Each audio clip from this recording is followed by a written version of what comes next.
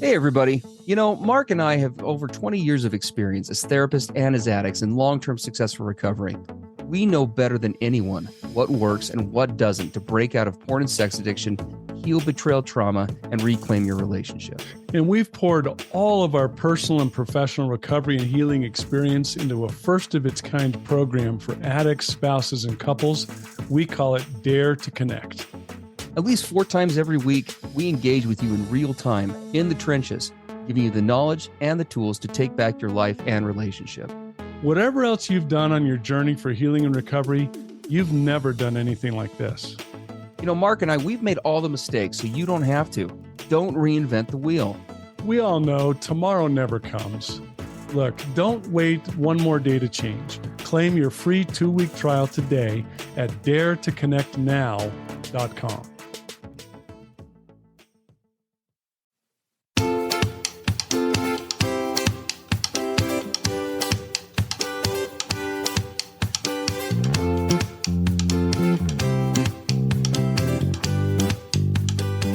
Hey, everybody. I'm Steve Moore. And I'm Mark Castleman. We know the pain and heartbreak of porn and sex addiction. And we know the triumph of breaking completely free. Every day, we help our clients find hope and healing. Join us in the fight to take back your life, your marriage, and be stronger than ever. This is the PBSC Squared podcast.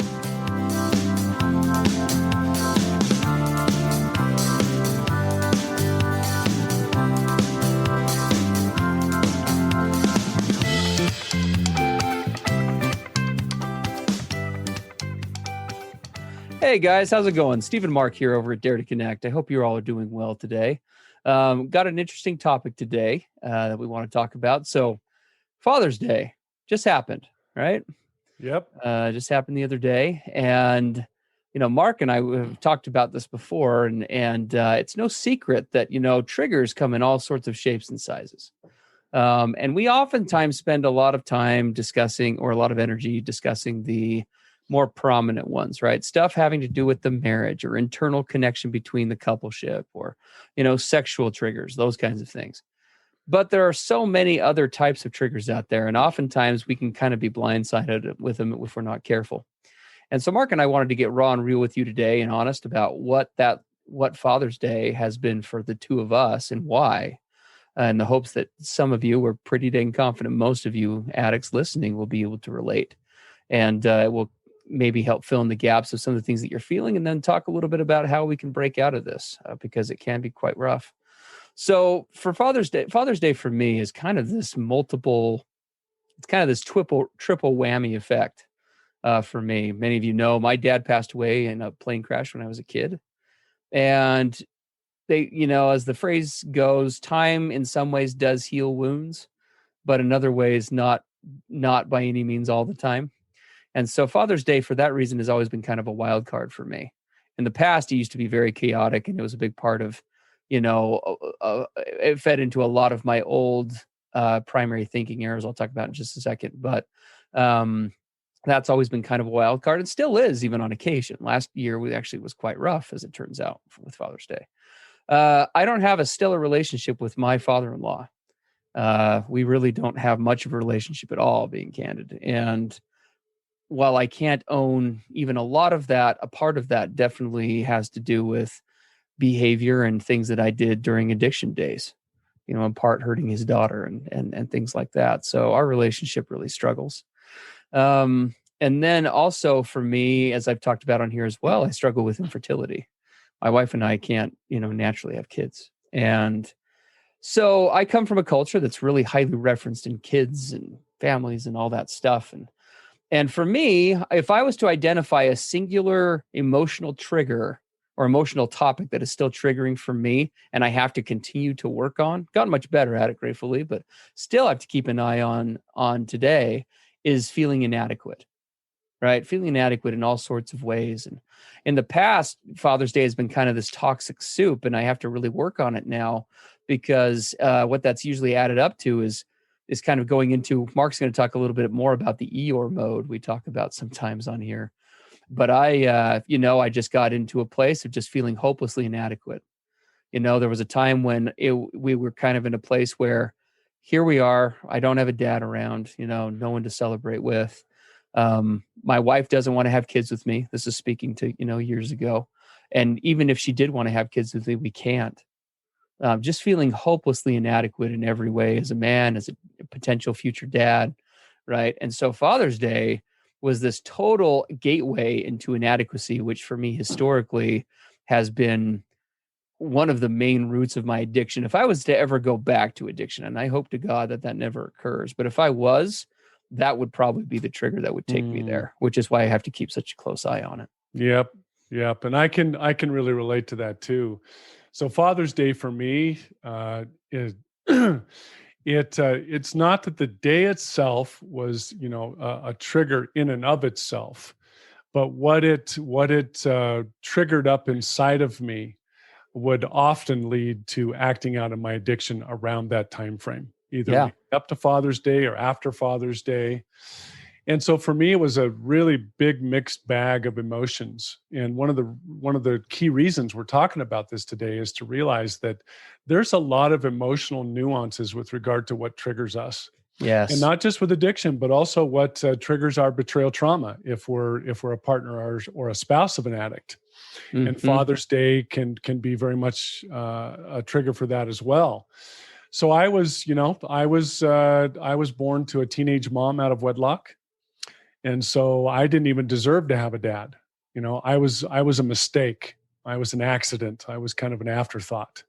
Yeah. And then I had a string of stepdads, some of whom were very abusive. And so Father's Day for me was not a pleasant time. Mhm. Was not something that I looked forward to. And then as I became a father myself, you'd think, okay, a lot of healing can take place for Mark because he's going to be a dad. He's going to change things. He's going to make sure that those same things didn't happen to his kids. And so here comes heavy addiction. And now I'm a dad. And what am I doing? I'm behaving in many of the same ways that those abusive stepdads did. Now, I Mm. didn't engage in physical abuse with my kids. I did make a very strong pact with myself that that would never happen. And it didn't. I was able to hold the line on that. But a Mhm. lot of the other things of neglect, not being fully present with them, being moody, right, not showing up, just all the many ways that I felt inadequate as a dad, that would hit me around the Father's Day period, right? I'm a loser dad. I'm not there for my kids. I'm just a worthless, perverted addict.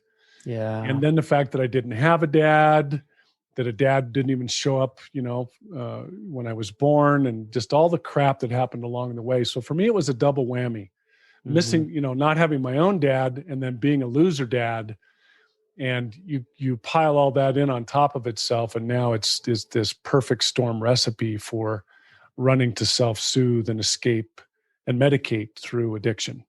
Yeah. Very Yeah. much true. Those emotional triggers, they can hit really hard, and if you're not careful, they can really blindside us. Mm-hmm. I'll be honest. I mean, I have to exercise a pretty good amount of caution around Father's Day. It is one of the hardest days of the year for me, which might sound strange to some, but maybe a lot of you addicts maybe can relate to that. I know that we're here to obviously talk about addiction and how it impacts not just ourselves and a spouse, and I know looking back for my wife Brittany and I, my struggle with Father's Day on a variety of levels over the years has really brought down kind of the day for her too, Mm-hmm. and has just made it hard as Mm-hmm. well. And Mark, I'd imagine it probably was the same with you and your kids growing up, I'd assume. Yeah, for sure. I mean, obviously you go through the surface, the outside things that you do. You give the cards, you make the phone call, it's Father's Day. These are the things you're Yeah. supposed to say, and this is how you're Uh-huh. supposed to act. But much of it over the years was a facade. It was kind of a play act that was going on. And my wife felt that. She yearned for me to be the kind of father that she had hoped I would be, right, when she married me. And Yeah. I mean, she did a really good job of putting on a good face, but there was heartache. It was not the ideal for a long time. And so Father's Day for her was a trigger as well. And by the way, she lost her dad fairly early in our marriage. Her dad died of cancer, and she felt abandoned by that. He had a lot of stress and pressure in his life, and he kind of gave up. You could really sense that he gave up. He didn't respond to the treatments. You could tell he wanted to check out of life. And that really hurt my wife in a very deep way, that she was very angry for a while, for a few years after he passed, because she really felt like he just gave up and abandoned her. So that was happening. And then it was happening with me, with our kids. And so, yeah, big time betrayal trauma trigger, for her own situation. Absolutely. So one of the things I noticed, and I'm gonna be really super raw about this as I can. So one of the things that tends to be a default for me, and it happened from the time as early memory as I have as a kid, I always had a tendency when things would get tough like this, that what we're describing, is I would go into what we call Eeyore mode, right? From Winnie the Pooh, from Christopher Robin, Eeyore, the depressed donkey. Yeah. Right. Okay. Life sucks. I'll just go over here and be by myself. It's fine. No one worry about me. Yeah. Yes. Nobody cares. Mm-hmm. And I would really very much go into that mode as a protection strategy, right? Because it's easier to be depressed and hopeless and go into this, I call it wallowing, just wallowing around in these deep, dark emotions, because it's easier to do that than to actually get hopeful and to have optimism, because you're let down. You get crushed again. You're setting yourself up to be disappointed once again. So I learned to go into this Eeyore, kind of wallowing mode. And it was funny, before we did this broadcast, I had this little tune pop into my head. I don't know where it came from, but I remember when I was a kid, we used to sing this song in grade school, right? What is nobody likes me, everybody hates me, think I'll eat some worms, right? Yes, I remember these verses. And in my disturbed mind, when we were preparing, I thought, okay, yeah, so here's me, right? And nobody likes me, everybody hates me, think I'll get some porn. Yeah. Right. Yeah. Yeah. And that just really hit me about how we can go into the glass is half empty, life sucks, I suck, right? I'm hopeless, I'm a loser. Mm-hmm. And man, so much of that, quote, Eeyore mode was something that I would fall into around the Father's Day period of time, and other holidays. And we're talking about Father's Day today, but there's lots of them. Christmas time was a big vulnerability for my acting out. Oh my gosh, New Year's, the fresh start, the new mark. We could go on and on about all the different times that can trigger us, and we go into this old rut, this emotional state of mind that's very much a rut for us, that sets us up. And so the question is, how do we start to move through and beyond that old place? Yeah. If things like Father's Day and other events and other situations are triggering to us, either from an addiction relapse or a betrayal side, what is the process to begin to move through that and to move forward, so that we don't just stay in a constantly triggered place? Yeah. These events or these dates or these holidays or these memories keep pushing us back into these dark places. Mm-hmm. How do you come out of that? That's an excellent question. It is a good question. For me, I think that a good first step is big shocker, everybody. Steve's an addict. And so my go-to in historically, when I come up against stuff, is to react. Right. That's my initial thought. I've experienced, just like with anything else. Right. And this is human nature, but it's very much addict nature, especially where, I feel some sort of emotional discomfort, and I immediately want to what? I want to run. I want to escape from it. Right. I want to numb out from it. And some of the best advice that I ever got, that I continue to share with clients, is I kind of visualize when difficult triggers like this happen, if I'm able to. I visualize myself kind of like almost like a rock in a stream, and like it's been dry forever. And I as the rock, I can kind of see the water coming and rushing down. And rather than trying to run from it or escape from it, which I know has always been a futile exercise, because I'm a rock, is to let it just kind of wash over me, Mm, right? And to recognize that it is coming, and that's not good or bad necessarily. Can I do the hardest thing in the world as an addict to do? And you addicts will know what I'm talking about, which is just to sit with it. mm. That is so hard to do.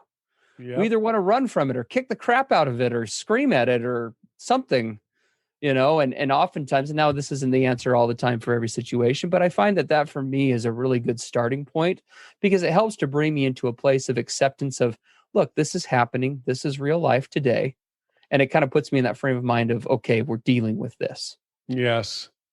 Yep. So, Yep. Instead of going into this place of resistance, we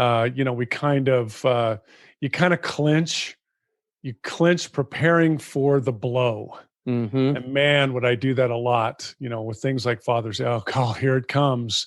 And you're already tensing up and going into this, cocoon place in order to prepare for it. yeah, And your brain is catastrophizing and fortune telling and assuming and just all of these things from your history.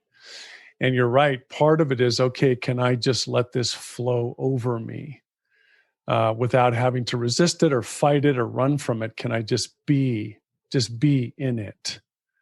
And that's a mhm, scary place because we build a lifetime habit when this stuff hits us, either from an addiction triggering standpoint or a betrayal standpoint. We build this habit of needing to react. I have to do something. Otherwise, it's too vulnerable. It's too scary. I can't just sit here. How many yeah, times we said, I can't just sit here? totally. Well, can't you? Mhm, Can you just sit here? yeah.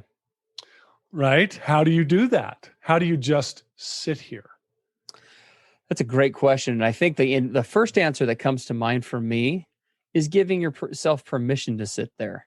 Now, Mm, again, if you haven't found yourself in this position, but most people listening to this podcast, addict and spouse, can, there is a real component to when I say give myself permission to sit here, or you giving yourself permission to be here.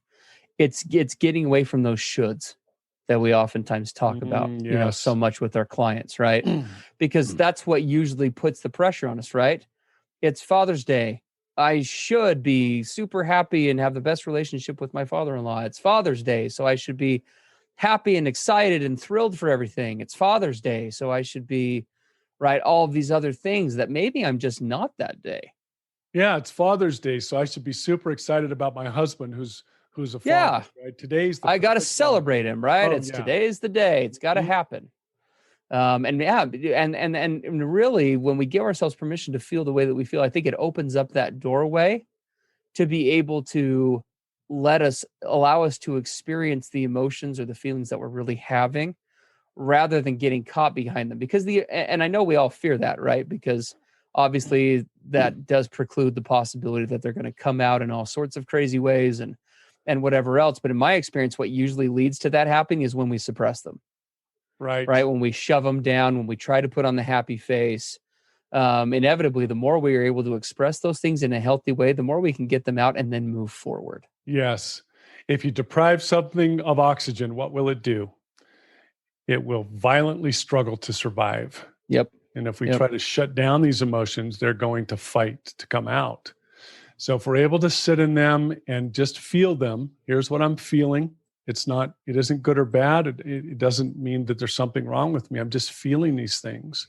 Yeah. You can journal about them in a very raw and real. I have a little cheap spiral bound notebook where I just start scribbling furiously. I call it emotional vomiting. Yeah. You can get it out that way. I'm not afraid now to voice what I'm feeling or experiencing. For sure. Fortunately, my wife and I are in a safe enough place where I can tell her, man, I got to tell you that the Father's Day is really tough today for these reasons. Yeah. I'm able to sit as she expresses that and receive what she's expressing. Yeah, I remember all those, 20 years that you really couldn't show up as a dad. Yeah, I feel that. And we're able to just sort of feel that with each other and share it.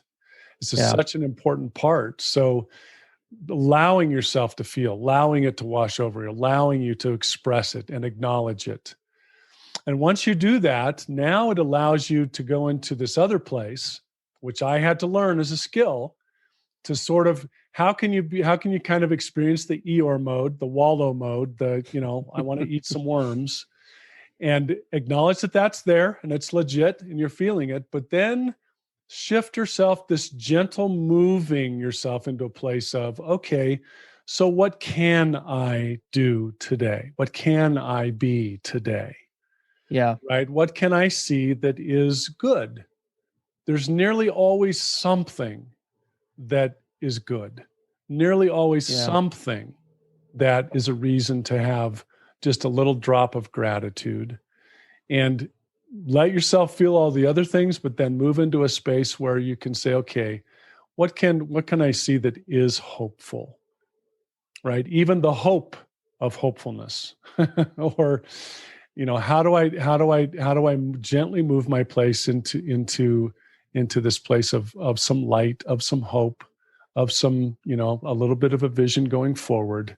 Hmm. That's easier when you acknowledge the pain, when you let the pain wash over you and you give it expression and you let it be heard. It's easier to come out of that dark place. That's been my Yeah. experience.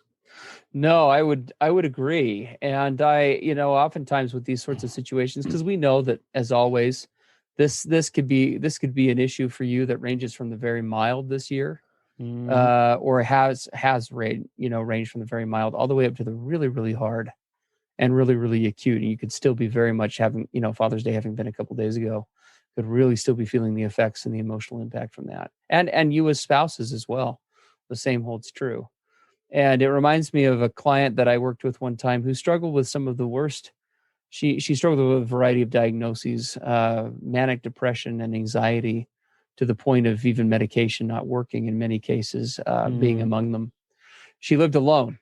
She was isolated. Mm. And this is like the first year of my career. And I was brand new to the therapy world. And I asked her one day, kind of therapeutically, but kind of almost incredulously, as she was sharing how the things that she was dealing with as we were getting ready to work on some stuff. And I just kind of blurted out one day, how do you do it? Like, how do you do it? And it was Mm. therapeutic, but it was honestly sincere. I didn't know how she did it. And she looked at me, because she would describe that the evenings were always the worst. When she was Yeah. alone, she did okay during the day, but once the structure was gone, her friends had gone to bed, she was living alone. No one else was there. Darkness was just generally scary for her. Mhm. And I said, how do you do it? And she just looked at me and she said, I know that the sun will always come back up. She's like, Yeah. as no matter how bad it gets, she's like, because it does get bad a lot of the time. I know that the sun will always come back up. And that's one of the beautiful things that 12 step has the capacity to teach us, is it's all, and recovery in general, right? Recovery is all about being present in the moment. And being present in the moment means not just recognizing this is where I'm at today. It also means recognizing that I won't necessarily be here tomorrow, Right. right? That tomorrow is a new day, a different day, that it's okay for today to be hard. That's not good or bad. It just is. It's part of my story, right? And then to be able to move on. I also, for me, and Mark, I'd love to hear your thoughts on this. Probably the best go-to out of my recovery toolbox on after days like this is to reach out and connect with other guys who get it. Mm.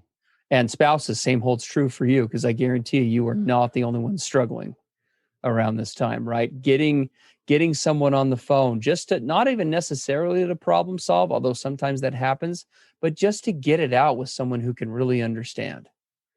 Because let's be real, oftentimes for a variety of reasons, this may not be sharing that raw, unfiltered emotion, especially if it's shame based, may not be safe to share with a spouse or even appropriate, Yeah. right? We might need to find someone else who has the capacity to hear and to carry our weight with us for a minute while we just get that out and be heard somewhere. Yeah. I agree.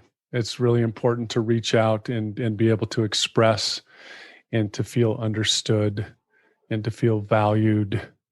Right. All of that's important. And to reach out to somebody and say, hey, I'm in a pretty deep, dark place. It's hard for me to see. Can Yeah. you help me see maybe where is there some hope? Is there some light? Yeah. Help me to see what I can't. It's been very Absolutely. helpful for me, for people who care about me. Say, hey, Mark, I know it's hard, man. I feel that. Have you considered this a little bit? I'll go, you know what? You're right. You're right. It's not 100% darkness. So really important to have that connection and that intimacy to get us through some of these really tough times. Absolutely. Yep. So there's post Father's Day.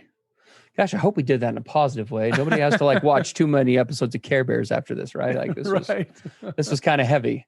But we know this is heavy work that we do sometimes. And we hope that for those of you who where you did have good times during the day, we hope that you continue to celebrate that. And please do know and recognize, because Mark and I are living examples and we can tell you hands down, it does get better. Yes. And the sun metaphorically does come up. And just because this Father's Day was this way doesn't mean that the next one has to be. So it can be a great time to recommit, and use that as a fuel, not to shame yourself, but as a way to make that commitment of, I'm going to just do everything that I can in my power, and not even knowing what next year will be, but just for it to be better than this year. Yeah. I'm going to work on that shame. I'm going to work on these character defects. I'm going to be more connected. I'm going to, work more on my sobriety and my addiction and redouble my efforts. So, well, and to give hope to everyone listening, Father's Days for me now are actually quite good.